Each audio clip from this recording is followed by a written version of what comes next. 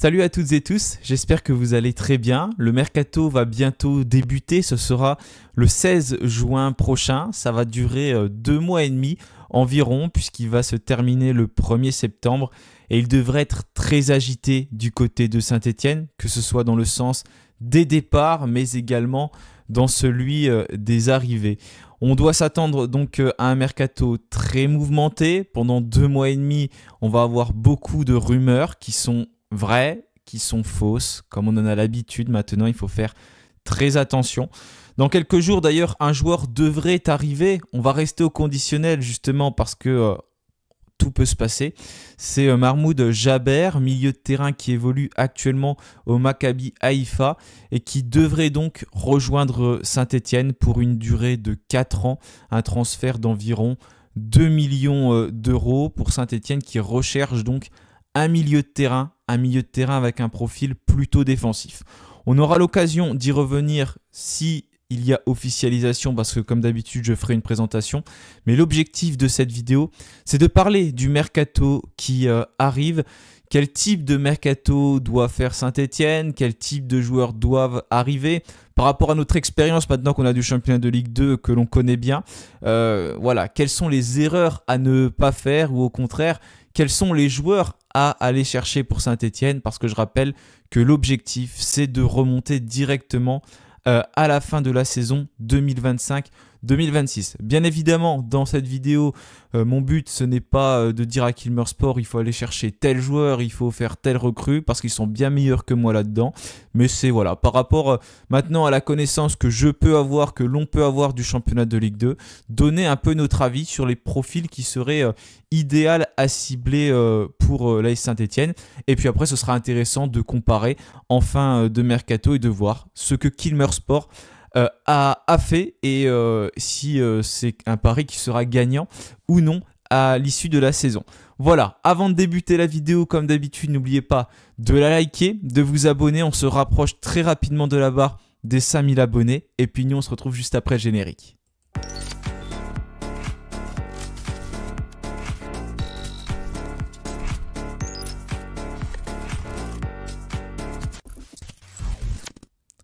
Voilà, donc quelle doit être déjà l'identité de cette équipe stéphanoise? Parce que on sait que la Ligue 2, c'est un championnat qui peut être très difficile. On sait quand on y va en Ligue 2, mais on ne sait pas quand on en ressort. C'est jamais facile, on l'a vu avec des clubs par le passé qui ont galéré, comme par exemple Lens qui a mis très longtemps avant de remonter, des clubs qui n'y arrivent pas du tout, comme Caen qui est même descendu en national, Clermont qui s'est fait très peur cette saison, Le Havre qui a galéré très longtemps. Bref, c'est toujours un championnat qui est difficile et on voit quand certaines équipes sont habituées, par exemple comme le FC Metz, eh ben, elles arrivent à remonter très rapidement parce qu'elles ont véritablement la connaissance de ce championnat et elles savent tout simplement ce qu'il faut faire. Donc ça peut être déjà intéressant de se baser sur ce type d'équipe-là, donc comme le FC Metz, pour voir qu'est-ce qu'ils font et voilà, comment il faut s'y prendre. Donc ce sera certainement quelque chose que va regarder aussi la direction cet été, même si bien évidemment, elle a certainement son plan dans la tête et voilà, ils vont faire comme ils le pensent, mais il faut aussi être capable de regarder ailleurs parce que quand on regarde ailleurs, on peut aussi avoir plein d'idées qui sont très intéressantes. Déjà, avant de débuter, je voulais vous afficher le classement des dernières saisons. Puisque quand on regarde, on peut avoir une bonne défense en Ligue 2 pour monter et on peut avoir une bonne attaque. Dans les deux cas, en fait, c'est quelque chose qui peut marcher. Mais c'est une combinaison des deux qui a l'air de mieux fonctionner. Quand on regarde les 5 dernières saisons, donc là par exemple, c'est quand l'équipe de Laurent Batles s'est montée en 2020-2021, il se retrouve avec une attaque qui est quand même solide, mais qui n'est pas la meilleure du championnat, et une défense qui est également solide, mais qui n'est pas la meilleure du championnat non plus. Donc c'est un peu un entre-deux du côté de 3. Quand on regarde l'année suivante, Toulouse par contre qui a misé sur une attaque de feu avec 82 buts marqués. Et quand on regarde les deuxièmes, par exemple Ajaccio qui finit finalement seulement avec 4 points d'écart par rapport à Toulouse, c'est 39 buts marqués, donc plus de 2 fois moins que Toulouse, ce qui est quand même assez impressionnant. Donc ça veut dire que l'équipe toulousaine avait vraiment une attaque de feu. Mais regardez le top 10, Ajaccio, il n'y a que Le Havre qui fait pire dans ce top 10 du championnat. Donc ça montre que voilà, même en ayant une attaque qui n'est pas forcément folle, on peut réussir à monter. Mais regardez leur défense, voilà, 19 buts encaissés. Je pense que toutes les autres équipes, quand on regarde ce classement déjà dans les 10 premiers, il n'y en a pas une qui a pris moins de 30 buts. La meilleure défense, sinon c'était Toulouse avec 33 buts encaissés, donc 14 de plus qu'Ajaccio. Voilà, on continue. Donc, on a cette équipe du Havre qui est montée en 2022-2023. C'est pas une grande attaque non plus, 46 buts, mais une grande défense avec 19 buts. Et quand on regarde la saison où Auxerre monte et quand on monte également, c'est 72 buts pour Auxerre, donc une grosse attaque. Une défense qui prenait malgré tout des buts. C'était nous qui avions la meilleure défense du championnat. Et puis cette année, Lorient qui a une bonne défense, mais on n'est pas aux 19 buts d'Ajaccio par exemple. Et une attaque qui marquait beaucoup aussi avec 62 buts marqués. Donc comme quoi, quand on regarde tout ça, on peut se dire que déjà en Ligue 2, n'importe quel type d'équipe peut réussir à monter. Suivant sa façon de jouer, c'est pas forcément ça qui va impacter. On a souvent tendance à dire qu'il faut une bonne défense. Mais voilà, quand on regarde certaines équipes, la défense, elle peut pas être exécrable, parce que si on encaisse beaucoup de buts comme nous cette saison 77, on va pas monter. Mais la défense, elle peut être moyenne et encaisser à peu près un but par match et au final réussir à monter. Donc c'est quand même une donnée qu'il faut prendre en compte. Mais pour ça, il faut avoir bien sûr une très très bonne attaque derrière pour marquer des buts.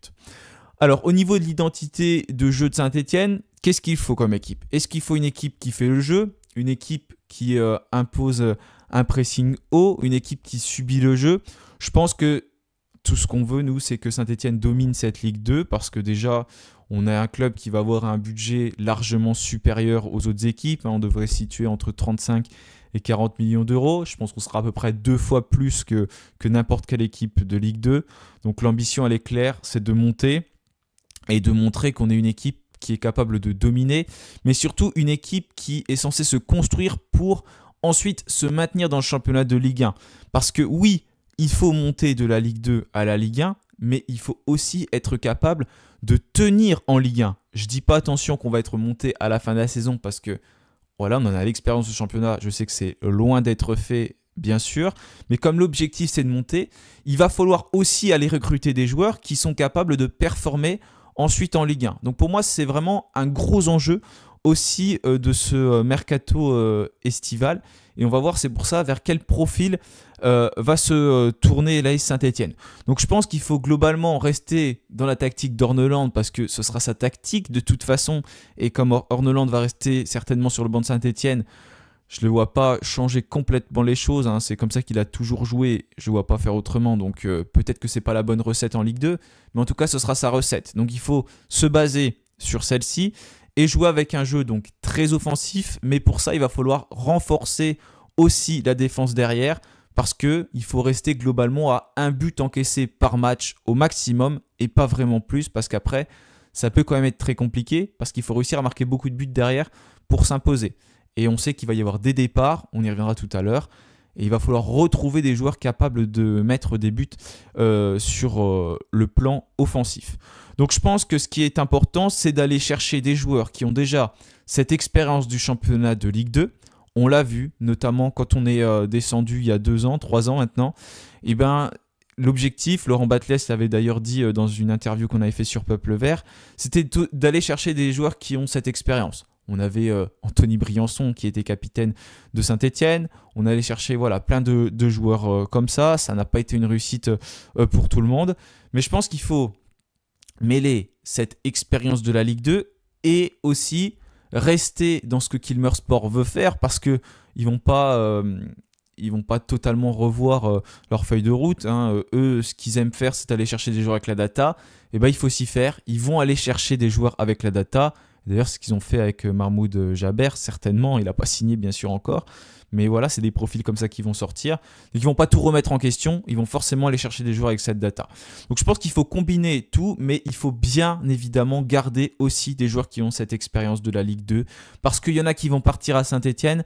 Il y en a qui vont certainement pas être conservés, comme Louis Mouton, qui connaît bien ce championnat, comme Michael Nadé, comme Dylan Batubinsika, comme David Tachvili, qui va certainement aller voir ailleurs.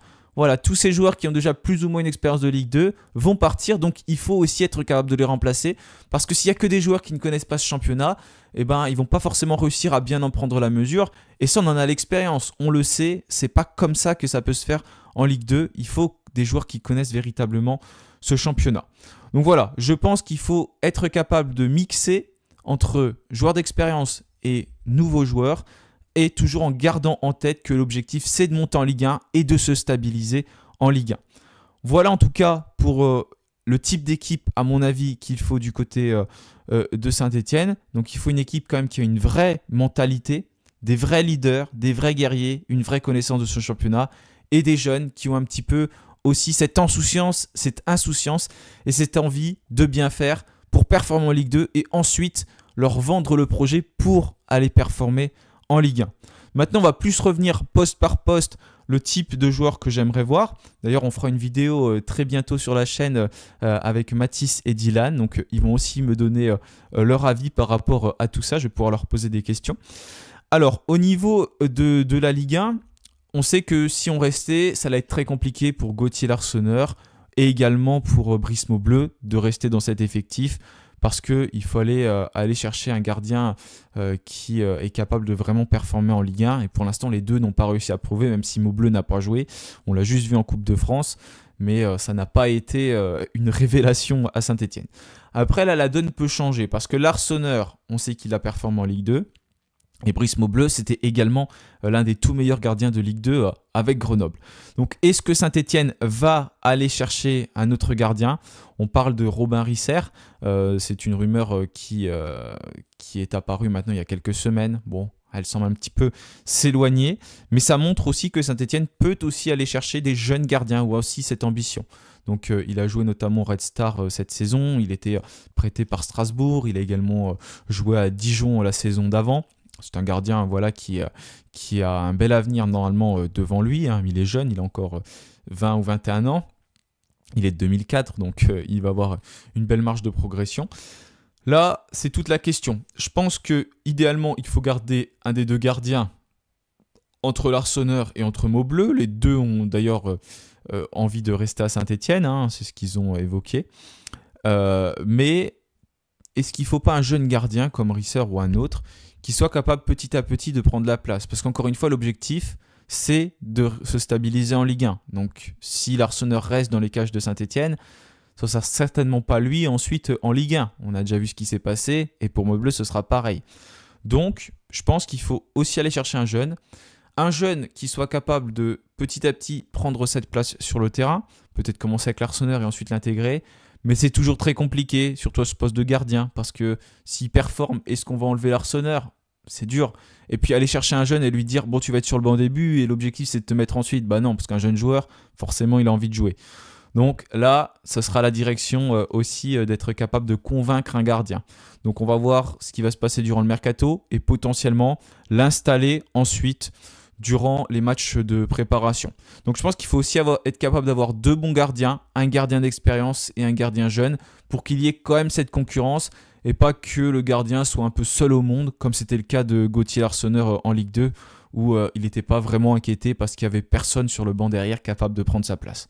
Si on a deux gardiens capables de performer, c'est très bien. Mais encore une fois, on est en Ligue 2, c'est très dur d'aller chercher des joueurs, très dur d'aller chercher des gardiens, et ça reste un mercato idéal. Après, dans les négociations, bien évidemment, c'est pas moi qui m'en charge. Et c'est une affaire qui est bien plus compliquée, parce que j'imagine que la direction aussi aimerait avoir 1-2 gardiens bons, 3-4 défenseurs de très haut niveau. Mais voilà, sur le papier, c'est facile, moi, de commenter comme ça depuis ma chambre, de dire il faut tel ou tel joueur. C'est simple, mais dans la réalité, bien sûr, que de négocier, c'est pas la même chose. Donc encore une fois, l'objectif, c'est pas du tout de donner des leçons à Kilmer Sport. Ensuite, si on passe au niveau de la défense, c'est une de nos grosses faiblesses cette saison avec 77 buts encaissés, ce qui est énorme. mais c'était en Ligue 1. L'année dernière, on avait plutôt été bon. Donc on était la meilleure défense de Ligue 2, avec notamment Dylan Batumintzika, Michael Nadé qui s'était bien imposé sur la deuxième partie de saison, Anthony Briançon qui était là sur le banc, plus sur la deuxième partie de saison, mais toujours avec ce rôle de capitaine et vraiment très présent.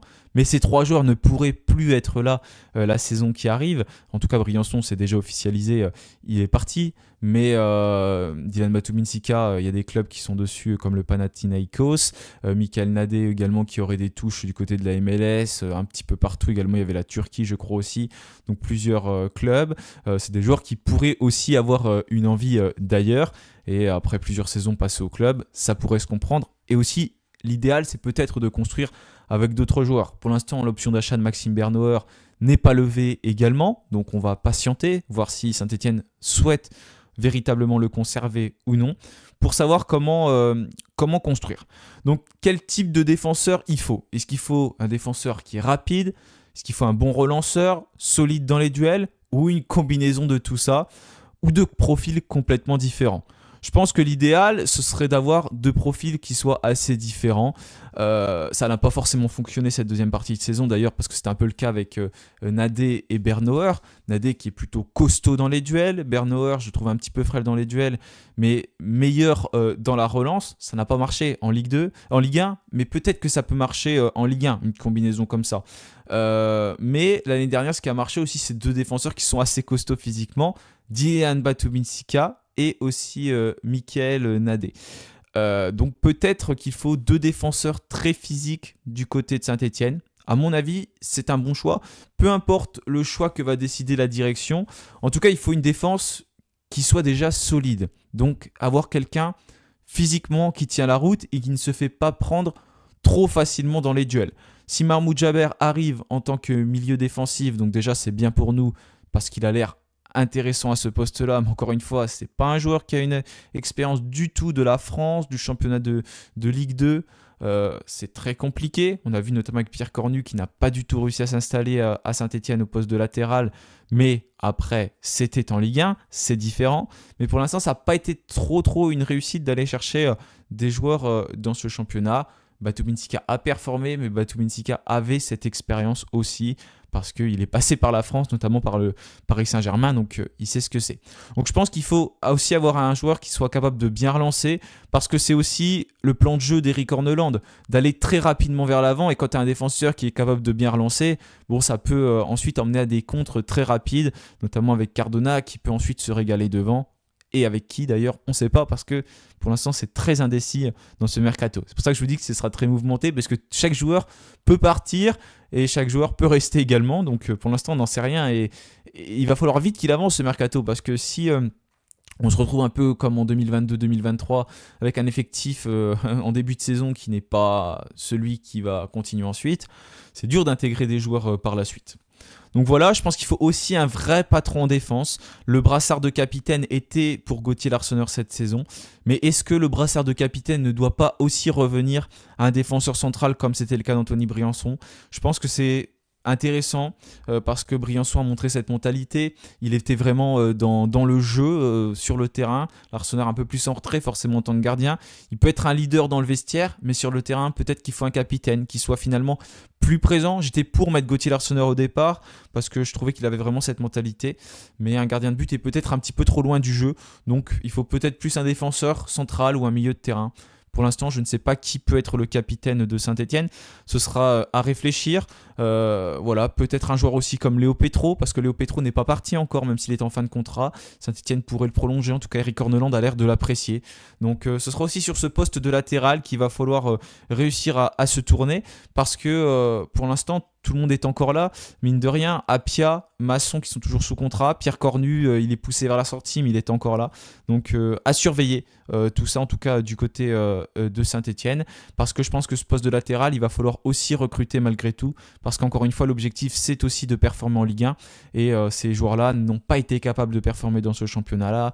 Donc il faudrait des ailiers, des défenseurs latéraux qui soient capables de défendre. Parce que c'est leur premier rôle. On parle souvent de l'aspect offensif de ces latéraux qui ont du mal à centrer, c'est vrai à Saint-Etienne, mais les défenseurs latéraux, ce sont des défenseurs avant tout, et c'est pour ça aussi qu'on a pris beaucoup de buts, parce que c'était compliqué pour tout le monde, hein. L'erreur ne vient pas qu'aux latéraux, il y a le milieu de terrain qui était très en difficulté sur le plan défensif, la défense centrale, le gardien, les attaquants qui sont aussi les premiers qui doivent défendre, c'est vrai, tout le monde était concerné, mais je pense qu'il faut des latéraux capables de défendre avant tout, en tout cas au moins un en Ligue 2 capable de défendre, et un peut-être capable de plus se projeter offensivement, de centrer et d'apporter de la présence dans le camp adverse. Parce que c'est un peu ce qui nous a manqué avec beaucoup de maladresse dans le dernier geste au niveau de ses latéraux. Voilà en tout cas pour le plan plus défensif, je pense qu'il y a un véritable chantier et qu'il va falloir chercher un peu à tous les postes, hein, c'est ça. En tout cas, j'en ai pas parlé tout à l'heure, mais sur le mercato de Saint-Etienne, je pense qu'il faut se renforcer aussi bien du gardien à l'avant-centre. C'est pour ça qu'il va être aussi très mouvementé, parce qu'il va y avoir des départs et il faudra beaucoup d'arrivées. Et même sans qu'il y ait départ, il faudrait des arrivées, parce qu'on a vu les nombreuses lacunes qu'on avait dans notre effectif.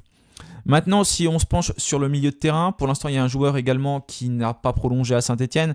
L'option d'achat n'a pas été levée. Je crois qu'elle était environ 7 millions d'euros, ce qui est assez fort comme prix quand même pour Pierre Ecoua. Donc on va attendre de voir si Pierre Ecoua est capable de rester, si Pierre Ecoua va rester, pardon. Mais avec le potentiel recrue de Mahmoud Jaber, est-ce que ça peut pas envoyer plus Pierre Ecoua vers la sortie parce qu'il va un peu plus prendre son rôle en tant que sentinelle. Je pense pas que la priorité de Saint-Etienne soit du coup de recruter Pierre Ecoua parce que c'est un montant en plus qui est assez cher, même si c'est pas un problème l'argent pour Saint-Etienne, mais c'est pas la peine d'aller dépenser 7 millions d'euros sur un milieu de terrain dont on n'a pas forcément la certitude qu'il va performer non plus, parce que voilà, quand on regarde aussi les mercatos des autres équipes de Ligue 1, de Ligue 2, ce qui est très intéressant comme j'ai dit par exemple pour Metz tout à l'heure, et ben on peut aller chercher des joueurs à 2-3 millions d'euros dans d'autres clubs, et à Saint-Etienne on est capable de mettre des prix aussi forts sur des joueurs qui ne jouent pas et qui vont jouer avec la réserve et qui sont même pas forcément performants, comme par exemple Igor Miladinovic, parce qu'on a mis des montants très importants.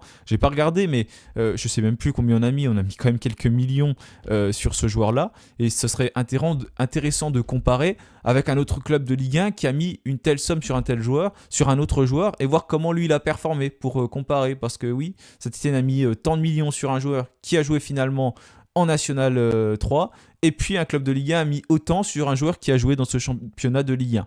Voilà, donc ça c'était des erreurs de casting de la part de Saint-Etienne qu'il ne va pas falloir reproduire, parce qu'on perd aussi en crédibilité aux yeux des autres équipes. Ils voient qu'on est capable de mettre autant d'argent sur un joueur qui ne joue pas, et ben ils vont pas brader les joueurs à Saint-Etienne. Voilà, donc pour Pierre Ecoua, l'option d'achat, on va voir si elle va être levée. Je pense qu'il faut donc un milieu relayeur, récupérateur défensif qui soit aussi capable de bien défendre, ne pas commettre trop d'erreurs. Il faut solidifier impérativement la défense de Saint-Etienne. Et on va voir, ce sera certainement Mahmoud Jaber. Donc je pense qu'il faut avant tout une sentinelle qui soit capable qui soit physique, mais qui soit aussi capable de bien relancer, notamment bien combiné avec les milieux relayeurs. Ce sera aussi un chantier du côté de Saint-Etienne. On va voir si Aymen Mouefek va rester, si Benjamin Bouchouari va rester. Mais je pense qu'il faut vraiment un profil à la Aymen Mouefek, un profil box-to-box, capable aussi bien d'être performant dans sa surface de réparation que dans la surface de réparation adverse, capable de multiplier les courses vers l'avant et de multiplier les courses vers l'arrière pour qu'on ait une équipe qui soit vraiment impliquée, qui se construise. Donc ce sera vraiment intéressant d'aller chercher ce type de joueur au milieu de terrain. Donc vraiment, c'est un secteur peut-être à solidifier à Saint-Etienne. Et encore une fois, il va certainement y avoir des départs. Pour l'instant, on ne sait pas, on n'en parle pas trop en vrai du milieu de terrain, à part Pierre Ecoua qu'on ne sait pas trop. Mais Louis Mouton aussi qui devrait partir. Florent Tardieu, on ne sait pas, pour l'instant il est encore là. Benjamin Bouchouari est également encore là. C'est pareil, hein, il faut réfléchir parce que je crois qu'il a 1 an de la fin de son contrat. Aymen Mouefek est là encore également pour l'instant. Après, voilà, à voir, parce que tout peut évoluer très rapidement. Maintenant, si on parle plus de l'attaque stéphanoise, je vais un petit peu accélérer parce qu'on est déjà à 23 minutes de vidéo, ça va être un petit peu long sinon pour vous à écouter. Au niveau du secteur offensif, quel type de joueur il faut? Donc, comme je l'ai précisé tout à l'heure, Lucas Tassin va certainement partir. Je rappelle qu'il y a la Coupe du Monde en 2026. Donc l'objectif pour ces joueurs-là, c'est d'aller jouer en Coupe du Monde. C'est à 5 la Belgique notamment. Zuriko Davitashvili également avec la Géorgie qui va peut-être partir dans un autre club. C'est dommage parce que Zuriko Davitashvili, pour le coup, il avait cette expérience de la Ligue 2 avec Bordeaux. Ibrahim Sissoko qui ne sera certainement pas retenu par Saint-Etienne puisque Horneland n'a pas l'air de compter dessus. On va voir pour Ibrahim Awadji, mais c'est pareil, Ibrahim Awadji, depuis le temps qu'il est à Saint-Etienne, malheureusement, on sait que ce n'est pas une certitude, même s'il avait fait une bonne première saison, après ça avait été compliqué parce qu'il a toujours été trop blessé, même si je pense qu'il peut être très intéressant. Mais il va falloir déjà aller chercher un avant-centre. Ça, ce sera un objectif de Saint-Etienne. C'est pareil, il y a des rumeurs, des noms qui arrivent. Je me souviens même plus, parce qu'il y a tellement de noms qui sortent en ce moment déjà que ça commence déjà à s'affoler. Mais voilà, il y a des rumeurs, mais il va falloir aller chercher un avant-centre. Et très rapidement, je parlais de Lucas Tassin. Lucas Tassin, je pense qu'il faut se faire une raison, il va partir. Donc Lucas Tassin, il faut le vendre très rapidement. On va le vendre certainement aux alentours de 20 millions d'euros. Il faut le vendre rapidement pour aller chercher un joueur, un avant-centre, qui soit capable tout de suite d'être là et surtout qui soit capable de performer, de s'installer dans cette équipe. Pas aller chercher cet avant-centre au mois d'août un peu dans la panique. C'est toujours un poste qui est délicat, qui est très compliqué à aller chercher. Donc il faut aller chercher tout de suite ce successeur de Lucas Tassin. Mais pour ça, il faut que Lucas Tassin parte parce que j'imagine qu'on ne va pas aller chercher un attaquant avant que Tassin ou Sissoko quitte le club. Donc voilà, ça sera déjà un des gros chantiers de ce mercato. Un joueur qu'il va falloir donc aller chercher. Là, ça me revient en tête, je ne sais plus qui était le milieu de terrain. L'avant-centre, il y en a un qui était sorti qui avait environ 31 ans. Donc à surveiller. Voilà, donc ça c'est vraiment quelqu'un qui doit être présent dans la surface. Un joueur qui doit avoir un petit peu toutes les qualités, qui soit aussi bien capable d'être un joueur un peu de pivot, comme peut être Lucas Tassin, comme peut l'être Ibrahim Sissoko, et un joueur qui soit capable d'être performant dans la surface de réparation, de mettre des têtes, d'être là au bon moment, comme a été Lucas Tassin sur la deuxième partie de saison.